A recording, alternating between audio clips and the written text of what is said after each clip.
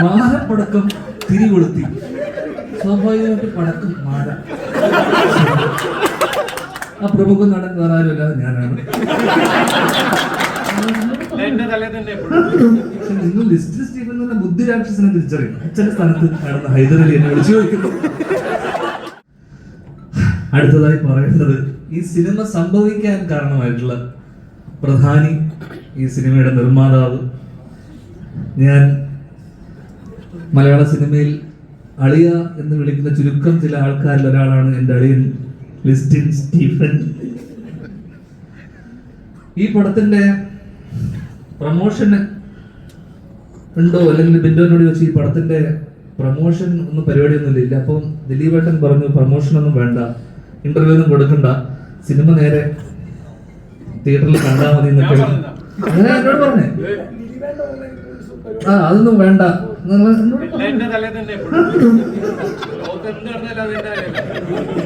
അങ്ങനെ ഇതിന്റെ പക്ഷെ നിങ്ങൾ ലിസ്റ്റിൽ സ്റ്റീഫൻ എന്ന ബുദ്ധി രാക്ഷസനെ തിരിച്ചറിയണം. അതാണ് പറയാൻ പോകുന്ന കാര്യം. കാരണം പ്രമോഷൻ ഇല്ലാതെ ഇന്നത്തെ കാലത്ത് എങ്ങനെ ഒരു സിനിമ ആൾക്കാരിലേക്ക്, ദിലീപേട്ടന്റെ സിനിമയ്ക്ക് അതിന്റെ ആവശ്യമില്ലെങ്കിൽ പോലും ഇന്ന് വലിയ വലിയ സിനിമകൾ പോലും ഇവിടെ തെലുങ്കുന്നൊക്കെ പ്രഭാസും നാനിയൊക്കെ ഇവിടെ വന്ന് പടം പ്രൊമോട്ട് ചെയ്യണം. അപ്പൊ ആൾക്കാരിലേക്ക് എത്താൻ, ഈ സിനിമ പ്രൊമോട്ട് ചെയ്യാൻ ദിലീപേട്ടൻ ഈ പ്രീ റിലീസ് അല്ലെങ്കിൽ ഇന്റർവ്യൂസ് ഒക്കെ വേണ്ടെന്ന് പറഞ്ഞപ്പോ ലിസ്റ്റിൻ എന്ന് പറയുന്ന ബുദ്ധിരാക്ഷൻ തീരുമാനിച്ചു ഇതിനെ മാർക്കറ്റ് ചെയ്യണം. ഇതിനെങ്ങനെ ഇതിനെ റീച്ച് വരുത്തും, എങ്ങനെ ഇതിനെ എത്തിക്കാം, മാർക്കറ്റിംഗ് സിംഹം. അങ്ങനെ ഒരു കള്ളക്കഥ മെനയാണ് പുള്ളി. അങ്ങനെ ഇതുപോലൊരു വേദിയിൽ അല്ലെങ്കിൽ ഇതുപോലൊരു അത് ഇതിനു മുന്നേ ഉള്ളൊരു മീറ്റില്, മീഡിയന്റെ മീറ്റില്, launch trailer teaser launch movie ലോഞ്ചില് അദ്ദേഹം ഒരു കമന്റ്, ഒരു മാലപ്പടക്കത്തിന് ഒരാൾ തിരികൊളുത്തിയിട്ടുണ്ട്. സ്വാഭാവികമായിട്ടും ലിസ്റ്റിൻ സ്റ്റീഫന്റെ ഹൈദരലി അല്ലെ, അച്ഛന്റെ സ്ഥാനത്ത് നടന്ന ഹൈദരലി എന്നെ വിളിച്ചു ചോദിക്കുന്നു.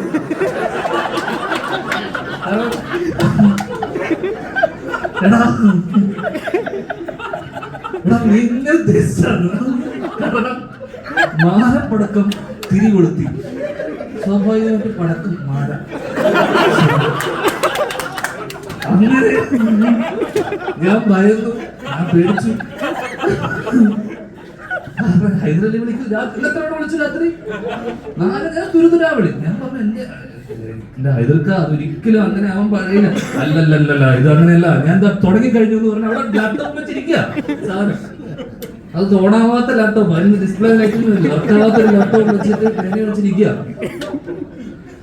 ഞാനിത് സ്റ്റോർ ചെയ്ത് തുടങ്ങി, ഞാൻ യാത്ര ചെയ്താന്ന് പറയുന്നത് ഞാൻ എന്റെ പേരും വെച്ചിട്ട്. അങ്ങനെ പിറ്റേ ദിവസം ഈ സംഭവം അല്ലെങ്കിൽ ഞാൻ ആളിനെ രാവിലെ തന്നെ വിളിച്ചു. അത് എന്താ ഈ സംഭവം എന്നൊക്കെ പറഞ്ഞപ്പോഴേക്കും അതൊക്കെ സംസാരിച്ചു കഴിഞ്ഞു. അപ്പൊ എനിക്ക് പറയാനുള്ളത്, ആ പ്രമുഖ നടൻ വേറെ ആരും അല്ലാതെ ഞാനാണ്.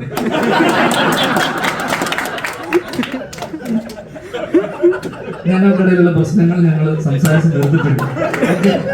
ഇനി പ്രശ്നമല്ല കേട്ടോ, കഴിഞ്ഞല്ലോ, വേറെ ആരുമില്ല. അത് അദ്ദേഹത്തിന്റെ മാർക്കറ്റിംഗ് സ്ട്രാറ്റജിയുടെ ഭാഗം. കാരണം ഈ പടം എങ്ങനെയെങ്കിലും ആൾക്കാരിലേക്ക് എത്തിക്കുക എന്നുള്ള ഒരു പ്രൊഡ്യൂസറിന്റെ വലിയ കടമയാണല്ലോ. അദ്ദേഹം ആ കടമ നിർവഹിച്ചു. കൃത്യമായി എന്തിന് BBC അടക്കം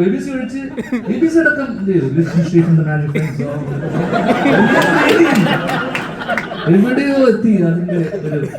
അപ്പം നിങ്ങൾ ഒരുപാട് ഉയരത്തിലാണെന്നും നിങ്ങൾ പറയുന്ന ഓരോ വാക്കും ഹൈദരലി ഉൾപ്പെടെ പലരും ശ്രദ്ധിക്കുന്നുണ്ടെന്ന് നിങ്ങൾ പറഞ്ഞു. അപ്പൊ പറഞ്ഞു വന്നത് ഈ സിനിമ, ബിന്ദു ഹാരിസ് പറഞ്ഞൊരു സാധനം ഞാൻ ഇന്റർവ്യൂല് ഒരു ഇതിനകത്ത് കേട്ട കാര്യം വെച്ചാൽ, ലിസ്റ്റിനില്ലെങ്കിൽ ഈ സിനിമയില്ല. കാരണം മാജിക് ഫ്രെയിംസ്, ഞാൻ എനിക്കൊരു 10-12 വർഷത്തെ പരിചയമാണ് അളിയനുമായിട്ട്. 2014 ട്രാഫിക് എന്ന് പറഞ്ഞ ഏറ്റവും പ്രായം കുറഞ്ഞ പ്രൊഡ്യൂസർ എന്ന് പറഞ്ഞിട്ടാണ് നമ്മൾ ആദ്യമായിട്ട് ലിസ്റ്റിനെ അറിയുന്നതും. ഞാൻ അപ്പൊ അച്ഛൻ്റെ സിനിമയാണ് ട്രാഫിക്. അപ്പൊ ആരാണ് ലിസ്റ്റിൻ? പേര് തന്നെ ഉണ്ട് ഒരു ഗുണം, പേരിലാണ് പകുതി. അപ്പൊ പേരെവിടെയോ. അപ്പൊ ആദ്യമായിട്ട് ഞാൻ ഈ വാക്ക് പേര് കേൾക്കുമ്പോൾ ലിസ്റ്റിൻ സ്റ്റീഫ് എന്ന് പറഞ്ഞ അച്ഛൻ്റെ വായിൽ നിന്നാണ്. മലയാള സിനിമയിൽ ഇത്രയും വർഷം, 15 വർഷത്തോളം ഇങ്ങനൊരു ബാനർ, എത്രയൊരു ഡസനോളം പുതിയ സംവിധായകർക്ക് അവസരം കൊടുക്കുന്നു. പുതിയ എന്താ പറയണ്ടത്, തിയേറ്ററുകൾ, സിഫ എന്ന് പറഞ്ഞ ഇൻസ്റ്റിറ്റ്യൂട്ട്, ഏറ്റവും കൂടുതൽ സക്സസ് റേറ്റ് ഉള്ള ഒരു ബാനർ. അപ്പൊ എനിക്ക് ഏറ്റവും എടുത്തു പറയേണ്ട കാര്യം എന്ന് വെച്ച് കഴിഞ്ഞാൽ, പുതിയ തലമുറയിലുള്ള ചെറുപ്പക്കാർക്ക് ബിന്ദുവിനെ പോലെയും അവരുടെയൊക്കെ സ്വപ്നങ്ങളുടെ കൂടെ നിന്ന ഒരു പ്രൊഡ്യൂസറാണ്. കാരണം ഇത് ഷാരിസ് പറഞ്ഞ കാര്യമാണ്. കാരണം ലിസ്റ്റിലില്ലെങ്കിൽ ഈ സിനിമയില്ല. ലിസ്റ്റിൽ സ്റ്റീഫന് വലിയൊരു കൈയടിയാവാം എന്ന് എനിക്ക് തോന്നുന്നു. പറയേണ്ടതൊക്കെ പറഞ്ഞില്ല, കൊത്തി അടിച്ചിട്ടുണ്ട്. അവസാനമായി പറയേണ്ടത് ബിന്ദുവിനെ കുറിച്ചും ഷാരിസിനെ കുറിച്ചുമാണ്. കാരണം ഈ കഥ എനിക്ക് തോന്നുന്നു ദിലീപ് ഏട്ടനടുത്തൊക്കെ പറയുന്നതിന് മുന്നേ എന്നോട് കഥ പറഞ്ഞാണ്. പ്രിൻസ് ആയിട്ടല്ല, അന്നും ജിപ്സ് തന്നെയായിരുന്നു.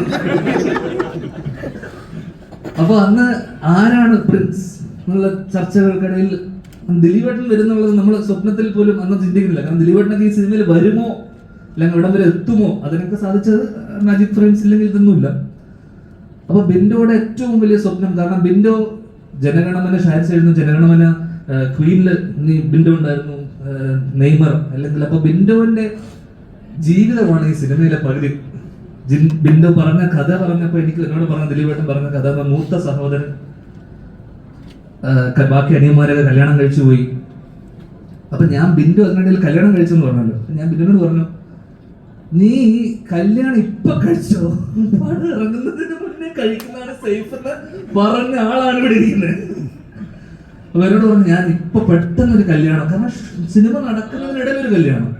അപ്പൊ പറഞ്ഞു, സിനിമയല്ലേ അറിയാം, എപ്പോഴാ എന്താന്ന് നടക്കുമെന്ന് പറയാൻ പറ്റില്ല, പക്ഷെ ധൈര്യമായി ഇനി പെണ്ണുവീട്ടിൽ പോയിരിക്കാം, താമസിക്കാം.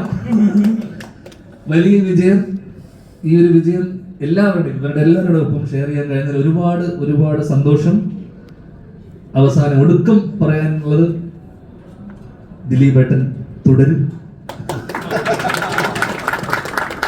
ലിസ്റ്റിൽ സ്റ്റീഫനും തുടരും,